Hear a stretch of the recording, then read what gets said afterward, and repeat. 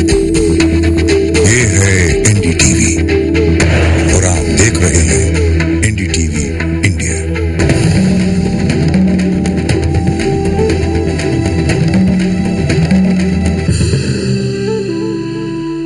ये पूछे ये नीलाम घर दिल कशी के, ये लुटते हुए कारवा जिंदगी के,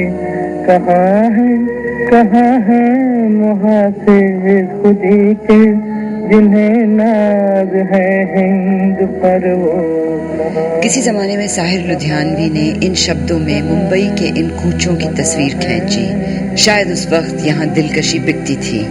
आज इन तंग गंदी गलियों में, इन नीलाम घरों में बिकता है बचपन, मासूम बच्चियों की बर्बादी।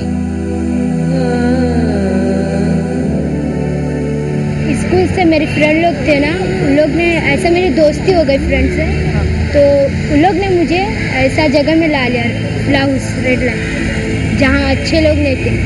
आपकी क्या उम्र थी उस वक्त? तभी ऐसे 13 ऐसा 13 की थी। 12 साल। माता पिता कहाँ थे आपके? माता पिता घर पे थे। इधर बॉम्बे में? उनको मालूम था कि आपको नहीं, तो फिर क्या हुआ? मेरे सहेली लोग ने लाए, फिर एक लड़की है, नाम थी आशा, उसने मुझे 2-3 दिन अच्छे से रखा। फिर उसके बाद मेरे को मेकअप कराया, ज़बरदस्ती मुझे गलत जगह में ऐसा डाल दिया, मेरे को मारा, बहुत हाथ बांध के ऐसा मारा मेरे को रूम में, और मैं बहुत रोई। और मेरे को ऐसा पसंद नहीं था ना, मेरे को पता नहीं था, ज़बरदस्ती किया। तो फिर मेरे जीवन में दुख आया। अभी फिर मैं बीमार भी पड़ गई, उन लोग ने मुझे छोड़ दिया। ऐसे उन लोग ने अच्छे से, उन लोग को ये नहीं समझे कि छोटी लड़की, इसका ज़िंदगी ख़राब हो रहा है, ये अच्छा नहीं था। जो घर वाले लोग ने किया है ना, ये अच्छा नहीं किया, उन लोग को सज़ा मिलना चाहिए। तो आपको वहीं पे बांध के रखते थे, आप भाग नहीं सकती थी? नहीं, मेरे को बाहर ऐसे खड़े करते थे, मगर उन लोग थे हमारे साथ। मेरे ज़िंदगी में कोई आशा नहीं थी कि मैं ऐसा कैसे मैं जिएगी, एक गंदी लड़की के जैसा सोचती थी अपने आप को। मगर जब इन लोग आए, मेरे को यहाँ से हटाए, मेरे को लगा लोग मेरे को ऐसा किधर भी रख देंगे ऐसा, मगर उन लोग को मैं तभी समझी नहीं। मैंने वो टाइम में बहुत बुरा भला कहा, गलत गालियाँ दी मैंने, मगर बाद में मेरा जीवन अच्छे के लिए उन लोग ने बोला। पुलिस लोग जो भी करते अच्छे के लिए करते, सोशल वर्कर लोग जो भी करते अच्छे के लिए करते। वो टाइम पे हम लोग को बुरा लगता है, मगर बाद में हमारे लिए अच्छा होता है। और जो आपके घर वाले हैं वो जेल में हैं अभी कि नहीं? नहीं मालूम। उन्होंने कोई आपको संपर्क नहीं करने की कोशिश की? नहीं कोशिश की, लोग ने पैसा ले लिया, उनका काम था पैसा लेने का, बस, और कुछ नहीं। और दिन में वो कितना कमाते होंगे? लोग किसी की फिक्र नहीं करते, बस लड़की लोग की जिंदगी, लोग को पैसा चाहिए सिर्फ। लड़की लोग मरे, मेरा बीमार भी होगा, लोग ने देखा नहीं, वो टाइम मेरे को छोड़ दिया। आपको एड्स वगैरह के बारे में बताया गया था? नहीं, बीमारियां जो होती हैं उसके बारे में लोग ने नहीं बताया।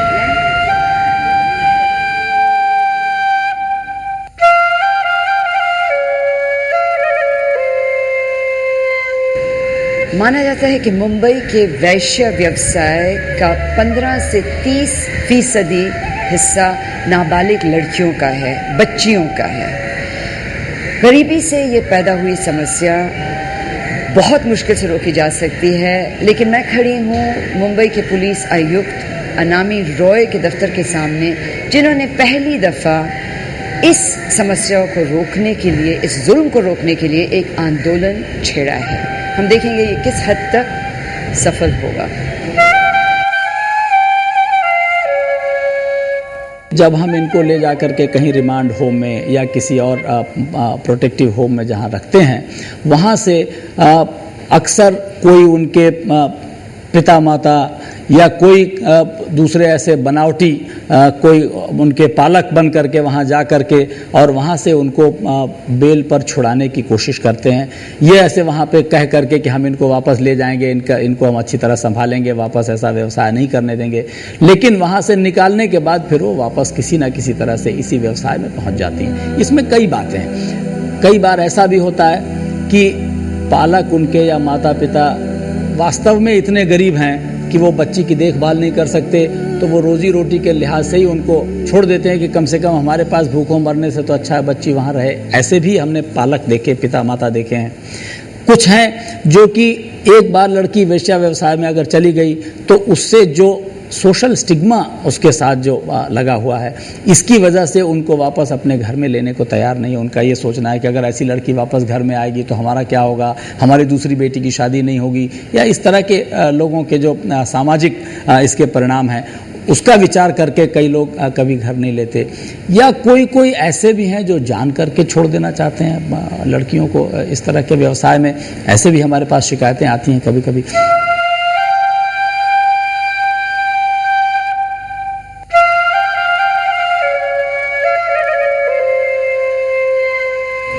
मेरा उम्र 16। और उस जहाँ पे आपको रेड लाइट में लेके गए थे वहाँ पे कितने साल रही थी और कितने साल की थी जब वहाँ पे गई? मैं उधर गई थी, अभी 14 साल की थी। अभी मैं 16 साल की हूँ, क्योंकि उधर 2 साल हो गए मुझे। 2 साल हो गए। और वहाँ पे कैसे पहुँची आप? मुझे एक लड़की ने मुझे काम देगा बोल के मुझे फंसा के लेके आई इधर, कलकत्ता से? हाँ, कलकत्ता से लेके आए। मैंने सोचा मुझे काम देगा, और मेरा घर का परिस्थिति भी इतना खराब था जो मेरा काम ऐसा काम नहीं जो गंदे हो। कहाँ? कलकत्ता शहर में है? हाँ। तो औरत ने मुझे फंसा के लेके आए। मैं कलकत्ता से गाँव जा रही थी और मुझे स्टेशन पर औरत मिली और मुझे बोला था मेरा सहेली है ये, ऐसा बोल कर बोल देते। मैं बोले नहीं, मुझे घर जाने का। तो उसने क्या किया, वो तो चल तू मेरे साथ नहीं आना चाहती तो क्या हुआ, कुछ तो खा ले। तो मुझे कुछ खिलाए, वो परोठा ऐसा कुछ खिला के मुझे लेके आई वो। उसमें कोई नशा था? हाँ, चक्कर आया था ट्रेन में। अच्छा, और वो आपके साथ ट्रेन में चढ़ गई? यस। और फिर जब आपको होश आया? फिर सूरत में होश आया मुझे। और फिर सूरत में होश आया तो मुझे ख्याल नहीं चला ये कौन सी जगह है, लेकिन सब लोग बोल रहे थे बम्बई है बम्बई है। तो मुझे नहीं मालूम बम्बई क्या चीज़ है। तब सूरत में मुझे लेके आके मुझे बोला तू बैठ। तो मैं बैठी थी। मैंने बोला मुझे घर जाने का, लेकिन कलकत्ता में हूँ मैं, ऐसे लगा मुझे। मैं बोली मुझे घर जाने का। वो औरत ने बोला तू अभी बैठ, तुझे बाद में घर में लेके आएगा, काम दिलाएगा, तेरे को दिलाएगा। उसने पैसा लिया 50,000 रुपया उनका, मेरे सामने ही लिया। किससे लिया? घर वाली से। मेरे सामने पैसा लिया। सूरत में? आया सूरत में मेरे सामने पैसा लिया, लेकिन मैंने बोल दी थी ये पैसा क्यों ले रहा है और आप मुझे क्यों बोल रहे बैठो बोल के। तो बोलते मैं दोपहर लंच का खाने का टाइम हो गया तो मैं बाजार से जाएगा कुछ लेके आएगा। वो बैग भी लेके गया, उसका कपड़ा था, पैसा पूरा लेके गया और मुझे उधर बैठा दिया। और फिर घर वाले आया, मुझे सजाने लगा। वहीं पे स्टेशन पे? नहीं। हाँ। सूरत बिल्डिंग। सूरत में किसी बिल्डिंग में लेके गए? हाँ। और फिर मुझे गंदा काम करने लगा वहीं पे उसी दिन? यस, उसी दिन लेके आया। दोपहर का नहलाया धुलाया, शाम से स्टार्ट किया।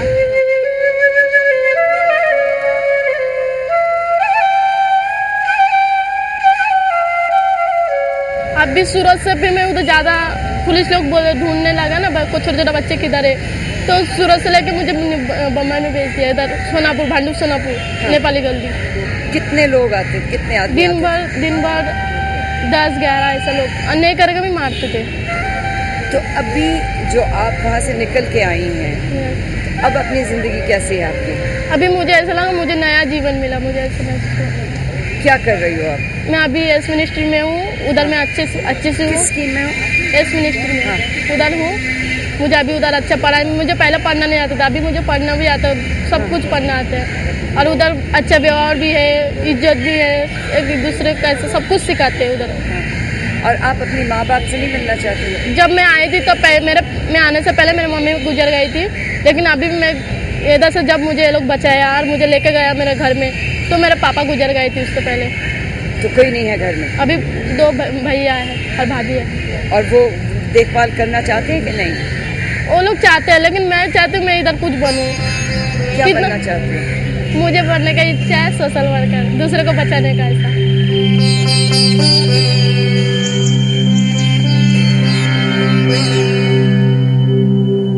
इनमें the problem was which concerned us was कि इसमें माइनर्स 10 साल 12 साल 13 साल 14 साल की लड़कियां जो इसेंशियली किडनैप की गई हैं उनको ले आते हैं 10 साल की उम्र में, और वो जब वहाँ पे 5-7 साल 8 साल के बाद में उसको हम पूछें तो she gives a blank look, वो कंप्लेंट नहीं करती है. She has reconciled to the entire thing. So this such a organised racket और organised crime was going on, जिसमें कि जो ब्रॉथल कीपर है वो बोलेगी कि मेरे प्रॉफिट्स कम हो रहे हैं. सो वो ऑर्डर करेगी एक एजेंट को, वो एजेंट जाएगा और कर्नाटक से और आंध्र प्रदेश से जहाँ पे फमीन आया हुआ है, ड्राउट है, यहाँ पे बहुत ज़्यादा लोग गरीब हैं, वहाँ पे जाएंगे, वहाँ से वो खरीदेगी. We are talking about modern ages जिसमें कि इस तरह से होता है. और ये चूँकि ऐसा एक सेक्शन है जो कि समाज से अलग है, इस वजह से कभी इसको मेन स्ट्रीम में या मेन स्ट्रीम कोई भी आदमी इसको एड्रेस नहीं करना चाहता था कि ठीक है it's old profession. But if you look into it, क्या अंदर चल रहा है कि 10 साल की लड़की को आप किडनैप करके ले आए हैं, उसमें it's a whole racket. Financier लाता है, वो बोलता है कि मैं तुमको 50,000 रुपये देता हूँ ऑन 2% पर मंथ का इंटरेस्ट, मुझे 30% इंटरेस्ट चाहिए. वो फिनांसर जब पैसा देता है, ब्रॉथल कीपर उस एजेंट को देती है, वो वहाँ से लेकर आता है. सो दी प्रॉफिट मार्जिन बहुत हाई थे. इस वजह से इसमें आप कितना भी जोर लगाइए तो इधर से निकल जाएगा या इधर से निकल जाएगा, it will keep on coming. और जो एडल्ट्स हैं, जो 25 साल की लड़की है या 30 साल की लड़की है, उसमें the profits are very low for obvious reasons. कोई जाएगा नहीं, या they have been old timers, तो कोई उनके पास जाएगा नहीं. So the profits are coming from miners. निकालते जब है तो कहाँ पे फेंकते हैं? This is a very difficult question. कहाँ जाती है, वेयर शी लैंड्स अप, कहाँ वो पहुँचती है, कौन उसको एक्सेप्ट करता है, शी जस्ट डिसअपियर्स.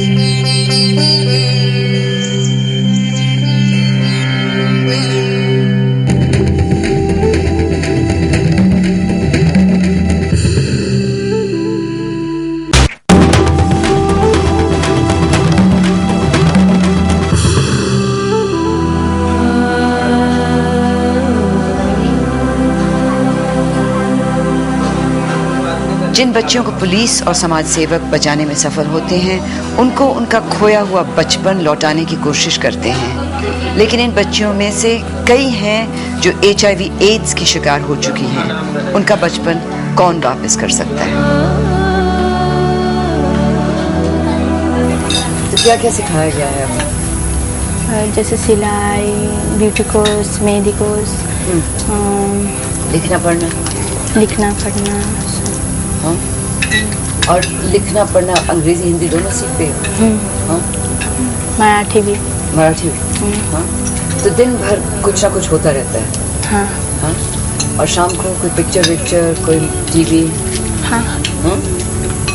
शाम को संडे सुबह शाम के टाइम 8 से 9:30 बजे तक पिक्चर और कार्टून पिक्चर भी देखते हैं. कार्टून. और अभी आप क्या 16 साल की? 17. 17. हाँ? और गांव का कौन सा है आपका? दिल्ली. कौन लोग थे, आप जानते थे उनको? मैं उतना नहीं जानती थी ठीक से. फिर उधर बोला तू इधर ही रहेगी बोल के मेरे साथ जबरदस्ती किया. और खूब मारा पीटा? नहीं, और उसको देख के मुझे डर लगता था बहुत.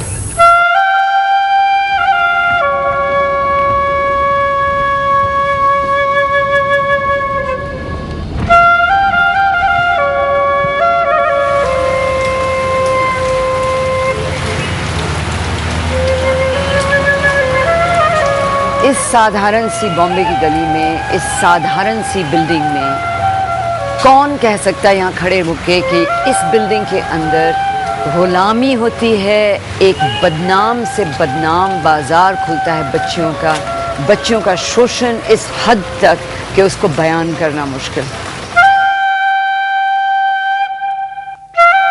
उनको वो माइनर लड़कियां रेस्क्यू करने का काम हम 1998 से कंटिन्यू कर रहे हैं कि ये प्रोस्टिट्यूशन बंद होना चाहिए, या ऐसा जो लड़कियां ज़बरदस्त लग रही है ये बंद होना चाहिए. यहाँ पे तो ऐसा ही हम हर साल 30-40 केसेस रजिस्टर रूटीन में जैसा करते हैं वैसा हम 1998 से कर रहे हैं, फिर भी ये बंद नहीं होता. अभी भी इधर प्रोस्टिट्यूशन सब रूम में चल रहा है. इसमें से हम अभी तक 7 रूम सील किया है. अच्छा, 7? हाँ, हमारे कमिश्नर साहब ने की ऑर्डर लेके हमने ये 18/1 prevention of immoral traffic act के अनुसार ऑर्डर ला के 7 रूम सील किया और है। जो ये घर वालियाँ हैं उनको आपने अंदर कर दिया? हाँ, उसको लड़कियां पहले ये है कि रेड हम डालते हैं, लड़कियां रेस्क्यू करते हैं, वो जो घर वाली है उनके ऊपर केस रजिस्टर करते हैं।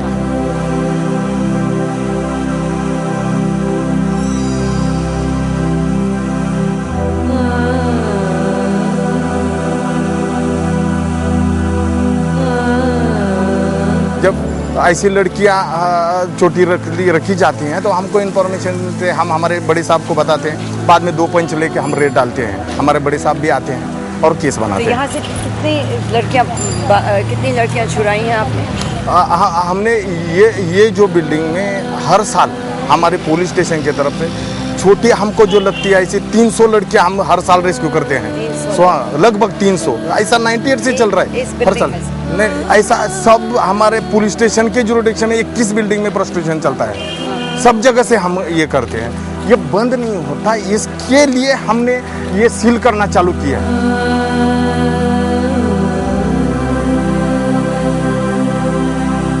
अच्छा, इस कमरे में आपको छुपा के रखते थे? कहाँ पे? हाँ, ये सब में? तो अब यहाँ पे क्या होता है? हाँ जी, क्या होता है यहाँ पे अब? दीदी अंदर गया, शुक्र है खुदा का।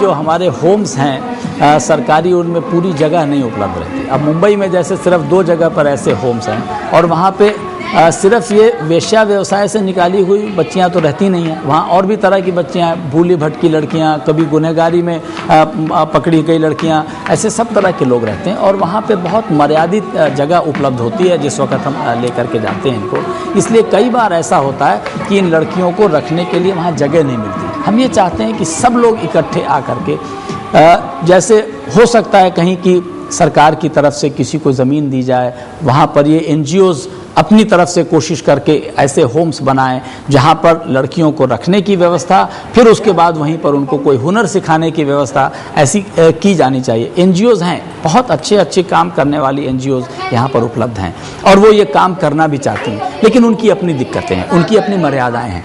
ये कानूनी कार्रवाई वो नहीं कर सकते, वो हम करना चाहते हैं, वो हमारी भूमिका है। लेकिन उसके बाद उन लड़कियों को संभालने के लिए मेरे विचार से NGOs ये हमारी सरकारी व्यवस्था से भी अच्छी व्यवस्था, अच्छा काम कर सकती हैं।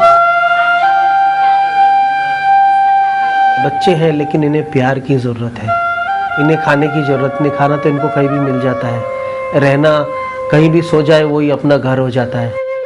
तकलीफ़ ये होती है कि ये जो पहले आते हैं ये सोचते हैं कि ये हमें प्यार क्यों दिखा रहे, हमें क्या चाहिए इनसे, और ऐसे कई बार इनका ख्याल रहता है कि शायद इन्हें इस्तेमाल किया जाएगा।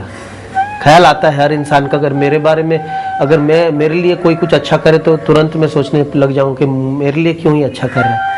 लेकिन और इन लोग भी ये सोचते हैं, ये लड़कियां, तो इन लोग गलत नहीं सोच रहे, सही सोच रहे, लेकिन बात यह है कि ये सोचना सही नहीं है, क्योंकि हमें इनसे कुछ नहीं चाहिए, बल्कि हमें इन्हें देना है और वो प्यार दिखाना है जो सच्चा प्यार है।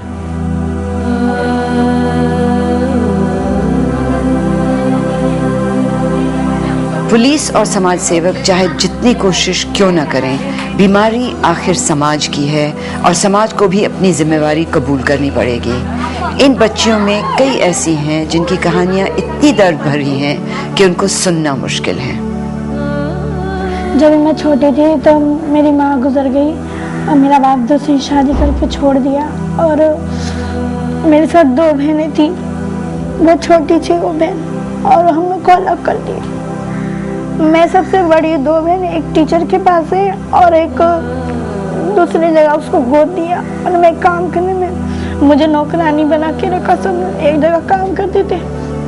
उन लोग ने मेरा सब ये हाल किया। मुझे मारा, जलाया, सब गंदा गंदा चीज़ खिलाया, तो खाना भी नहीं देते थे और सब पेशाब पिलाते थे मेरे को, ये मिर्ची पाउडर खिलाते थे, गरम मसाला खिलाया, सभी पाउडर खिलाया तो मैंने बर्दाश्त किया। मुझे नंगा घर में काम कराते थे और नंगा काम कराते थे, मुझे बहुत नंगी पीठ पे मारते थे और गर्म पानी कर के जाते थे। ये सर का पूरा लोखंड के पाइप से मारा था मुझे और बेलन से रोटी बनाने के थे। ये पूरा गोश्त बाहर आ गया था एकदम से। मेरे वजह से किसी की जान ना जाए सोचकर मैं घर से भाग आई इधर। मैं गाड़ी में बैठी ट्रेन में तो मेरे को इधर तिलक नगर के पास एक सरस्वती नाम की औरत मिली। बोली क्या है बेटा, क्या वो क्यों रो रही? मैं बोली आंटी ऐसी ऐसी बात है। बोली मेरे साथ चली गई। मैं बोली विश्वास रखी, मैं उसके साथ चली गई। उसने भी गांव में जाके मेरी एक शादी कर दी, फिर से उधर बनारस में शादी कर दी इलाहाबाद में। उधर भी वो आज इंसान ऐसा था, ना तो औरत ना तो आदमी था, वो एकदम पागल था। उसको ही मुझे नहलाना पड़ता था, खिलाना पड़ता था, सब मुझे कर देना पड़ता था। उधर से मुझे वो औरत आई तब फुसला फासले के बाद की बोली मुझे माफ़ करना बेटा, मैंने तेरी ज़िंदगी बर्बाद की, लेकिन अभी मैं तेरी शादी तेरे देवर के साथ करूँगी। तो मुझे गुस्सा है, मैंने बोले एक 12-13 साल के लड़की की शादी 3-3 बार कराने तुम लोगों को शर्म नहीं आती क्या? मैंने ऐसा बोला।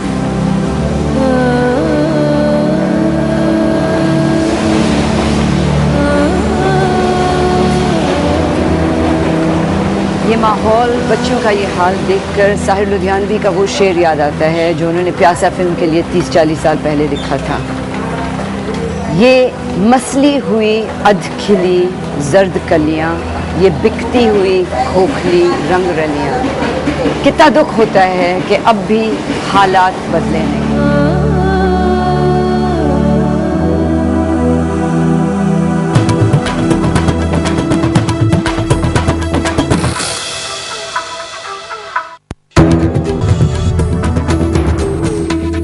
ये है एनडीटीवी।